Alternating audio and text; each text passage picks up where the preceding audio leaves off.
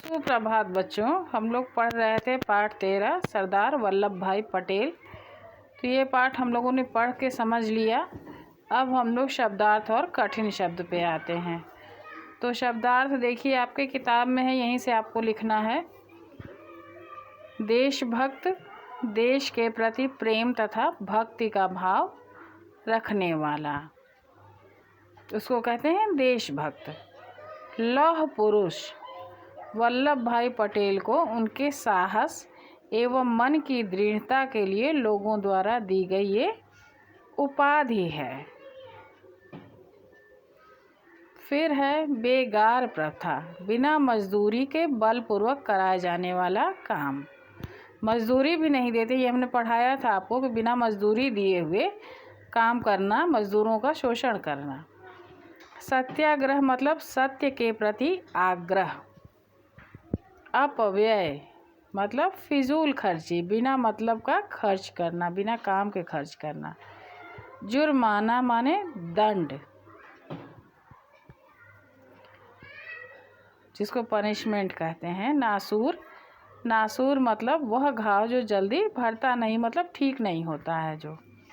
गैर कानूनी मतलब नियम के विरुद्ध, सरकार के द्वारा बनाए गए नियम के विरोध में काम करना, उसको कहते हैं गैर कानूनी। जायदाद माने संपत्ति। जन सेवा माने जनता की सेवा। निरंतर माने लगातार, बिना रुके, उसको कहते हैं निरंतर। अब हम लोग कठिन शब्द देखते हैं जो मैंने कॉपी में लिख के रखा है। इसकी भी फ़ोटो जाएगी आपके पास। पाठ 13 सरदार वल्लभ भाई पटेल। तो देखिए देशभक्त, अभी मैंने अर्थ बता दिया कि देश के प्रति भक्ति का भाव रखने वाला। रियासतों, लौह पुरुष, अपव्यय, गैर कानूनी, जायदाद, निरंतर, दृढ़ता माने मजबूती, सूझबूझ माने बुद्धिमानी से काम करना। जुर्माना मतलब एक तरह का दंड होता है, पैसे के रूप में लिया जाता है। सत्याग्रह, स्थापित,